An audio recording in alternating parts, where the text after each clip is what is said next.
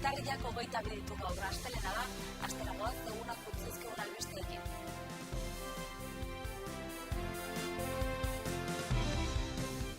Laura Perez ahaldugutik baztertu dute kode etikoa urratzeagatik. Kargu guztietatik kendu dute Perez eta parlamentari akta itzultzeko eskatu diote. Militantziarekin behin-behineko etetea dela dio alderdiak. Patxi Zamoraren aurkako jazarpen ideologikoa salatu du Kontuzek. Herri galdeketa egingo dute Burlatan jaietan bigantxak nahi dituzten erabakitzeko. 3 graduko lurrikara izan da Olaben, Geografia Instituto Nazionalaren datuen arabera, igande honetako arratsaldeko 6:20 inguruan gertatu zen. Guztira 7.300 adingabek parte hartu zuten iaz, Iruñeko udalak finantzatutako prebentzio ekintza komunitarioko zerbitzuek antolatutako jardueretan. Takonera proiektuak berdegune zabalak egonlekuak jolasguneak eta pabilloi bat izango ditu. Iruñako udalak proiektuaren xehetasunak azaldu ditu. Nafarroako sagardo egileen elkarteak Berueteko Betxoenean ospatu du txotx sasoiaren asmenta. Politika kontuekin hasiko dugu gaurko albistegia. Laura Perez ahaldugutik baztertu dute kode etikoa urratzeagatik. Kargu guztietatik kendu dute Perez eta parlamentariak itzultzeko eskatu diote.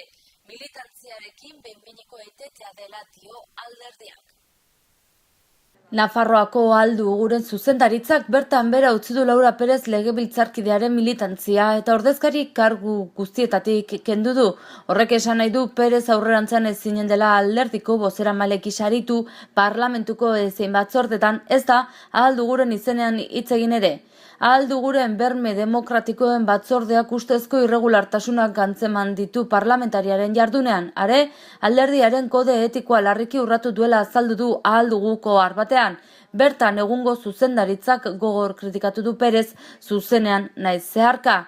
Kritiken ostean etorri da eskaera, alderditik kaleratzeko neurria baieztatzen bada, bere ekintzen ardurak eta ondorioak bere gainar ditzala eta koherentziagatik parlamentari aktari uko egin diez zaiola galdegin diote Perezi beste pertsona batzuei bide emateko.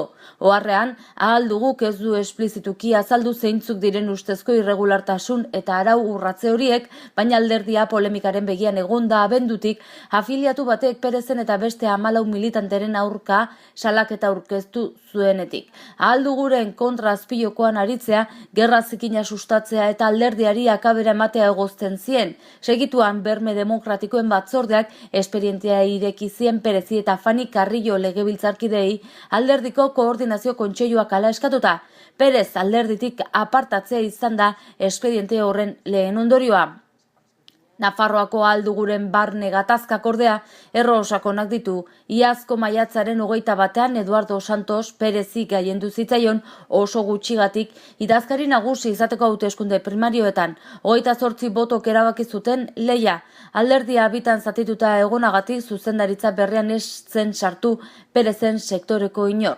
Azaroaren 30ean ordea sektore kritikoa berriro altxatu zen eta orain mugituz adierazpena aurkeztu zuten.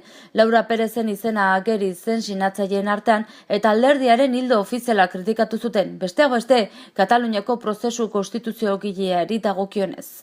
Hildo berria sortuta, Ahaldugu barruti suntsitu nahi izatea leporatu zieten zenbait alderdikidek. Laura Perezek bere aldetik akusazio guztiak ukatu egin ditu. Perezek adiraziru ez duela parlamentariak itzultzeko asmorik berme batzordearen ebazpena ez delako irmoa. Ahalduguko legebiltzarkide Teresa Ezek ere auzia hitz egin zuen. Perezen kargugabetzea ofizialki komunikatu gabeko erabaki bat dela esan zuen eta alderdiaren jokabidea salatu zuen. Patxi Zamoraren aurkako jazarpen ideologikoa salatu du Kontuz elkarteak. 31 urte Siberia konpainian lanean eman ondoren Guardia Zibilak hegazkinetan sartzeko baimena ukatu dio. Patxi Zamora Kontuz elkarteko eledunak Iberia konpainiako hegazkin zerbitzari gisa lan egin du 30 urtez jarraian. Aireportuetako langileek hegazkinetan sartzeko baimen bat behar dute eta Zamorari azaroaren 22ean Guardia Zibilak baimena atzera botazion ez gaitzela ebatzita.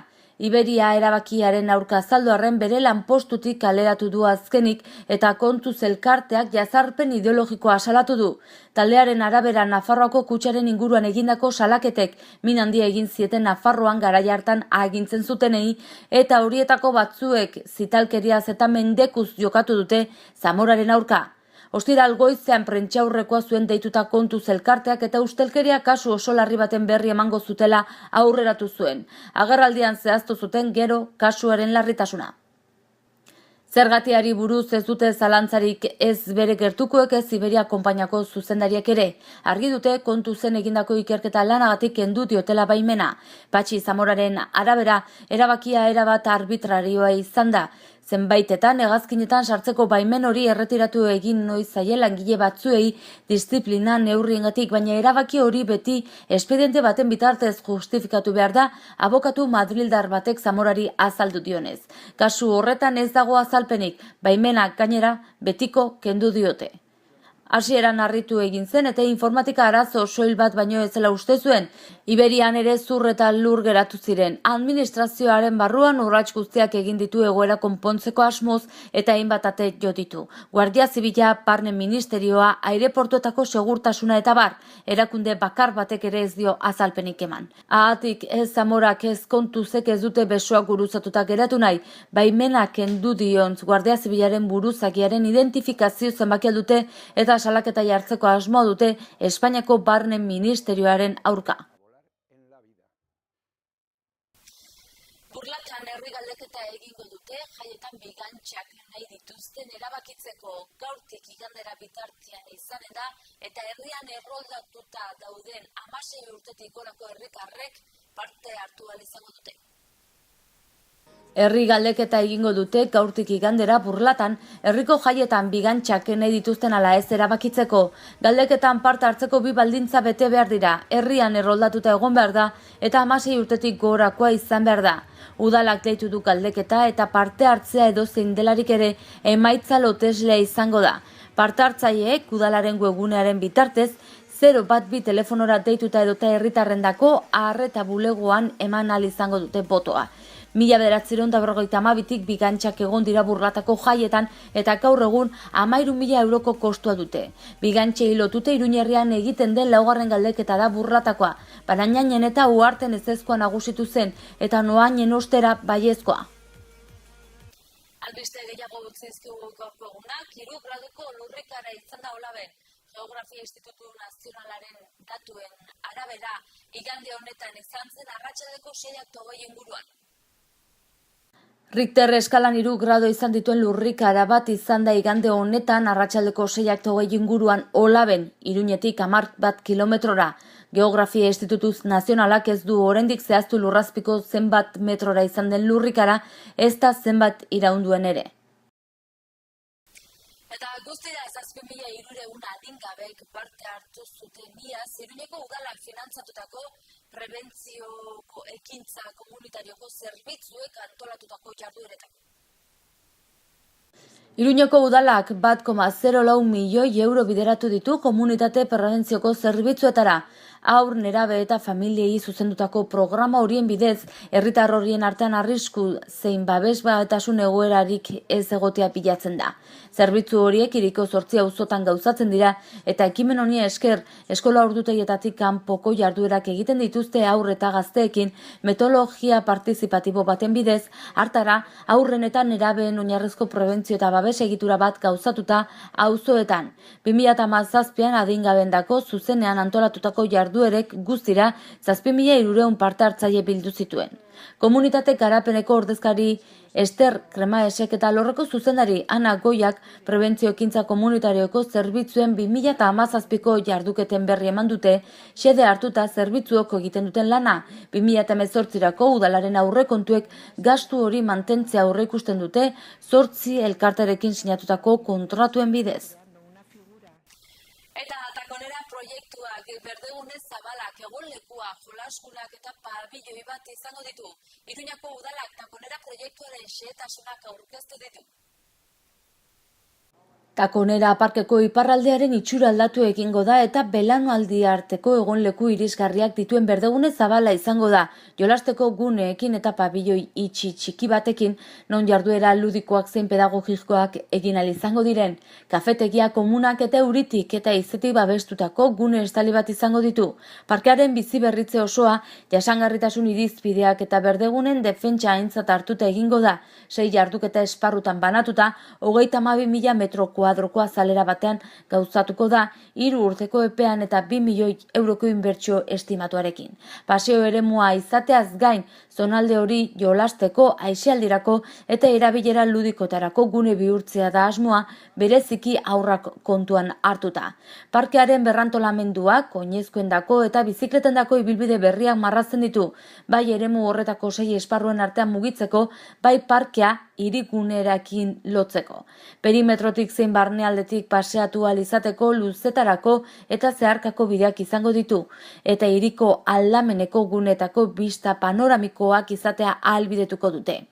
Hiri bizigarriko eta etxe bizitzako zinegotzi ordezkari Josia Baurreak eta hiri kontserbazioko eta proiektuetako alorreko zuzendari Kristina Arregik aurkeztu dute Takonera proiektua. Proiektu horren filosofia da takonerako eremu hori bizi berritzea, gainontzeko lorategiek baino erabilera baldintzak kaskarragoak baititu, irisgarri eta erakargarri bihurtuz. Eta belaunaldi arteko egonleku eta jolasgune erakargarriak sortuz hiriko alde hori berraurkitzeko asmoz. Eta albisteekin bukatzeko Nafarroako sagardo egileen elkarteak Berueteko Betxoenean ospatu du txotx sasoiaren asmenta. Nafarroako sagardo egileen elkarteak 2018ko denboraldiari hasiera eman dio Berueteko Betxoenean ospatu den txotx sasoiaren irekieran. Aurtengoan Osasuna Magna Areto futboleko jokalariei egokitu zaie irekiera ekitaldean parte hartzera. Bueno, ilusio handia ez, hemen gaude leku hon batean eta ea zer nola egiten dugun.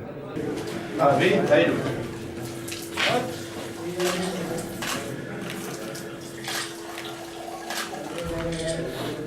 Sagardo berria. Bai.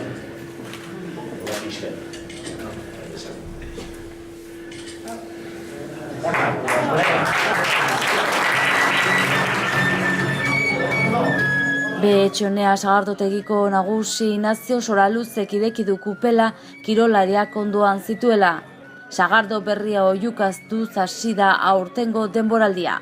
Nafarroako sagardo egileen elkarteak, hau da Dolarea elkarteak, 5 sagardotegik osatzen dute bertzeak bertze, Lesakako Linjurren Borda, Lekunberrin Tokia Alai Aldatzen Martitxonea, Berueten Betxoenea eta Larraldea Lekarozen.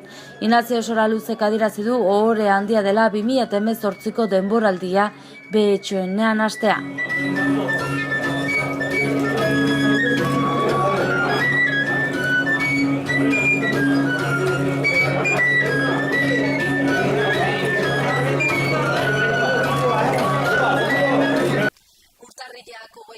Gaur astelenak goazen egunak utzi dizkigun albisteen errepaso egitera titularrekin.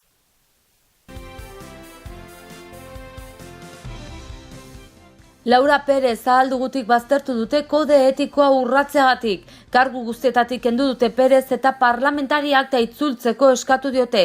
Militantziarekin behin-behineko etetea dela dio alderdiak. Patxi Zamoraren aurkako jazarpen ideologikoa salatu du Kontuzek. Herri galdeketa egingo dute Burlatan jaietan bigantxak nahi dituzten erabakitzeko. 3 graduko lurrikara izan da Olaben, Geografia Instituto Nazionalaren datuen arabera, igande honetako arratsaldeko 6:20 inguruan gertatu zen.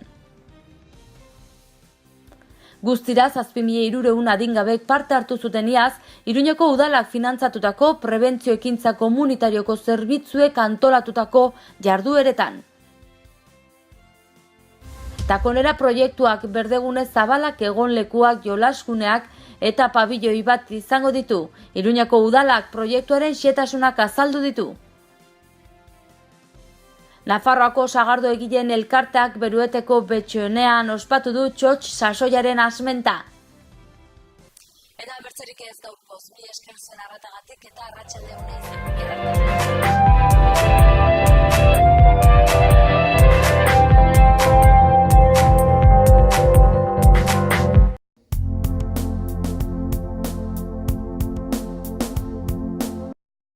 Errenta aitorpena. Hasi da aurrez aurre errenta aitorpena egiteko epea. Ekainaren 23 bitartean arretarako guneetan aurkez dezakezu ala aurrez hitzordua eskatuta Nafarroako Ogasuneko bulegoetan. Orain gainera, zeure ekarpenak zehazki nora joanen diren ikus dezakezu aurrekontua.nafarroa.eus gunean sartuta. Ekarpenez eraikitako etorkizuna.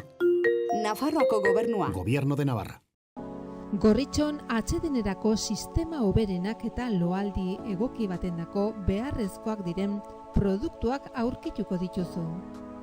40 urte daramatzagu punta-puntako materialak eta marka hoberenak bezeroaren eskura jartzen. Deskansatzeko sistemetan aditua gara, sofak, koltsoiak, somierrak. Hurbildu eta eskuzabali jasoko zaitugu. Iruña, Gorritxo. Erratzun kanpin baztan oporretan deskansatzeko eta ongi pasatzeko 4 izarretako kanpina. Ingurune zoragarrian eta lasaian. Hondarribi eta Donibane Loitzuneko hondartzetatik 3 ordu laurden eskasera, baztan kanpina.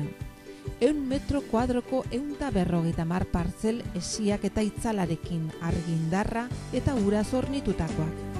Heldu eta umentzako 2 igerileku, jolastoki, ostatu, jatetxe, supermerkatu, padel pista, squash, petaka eta ping-pong. Mediku zerbitzu 150 metrotara erratzu herrian bertan. Erratzun baztango bihotzean baztan kanpina.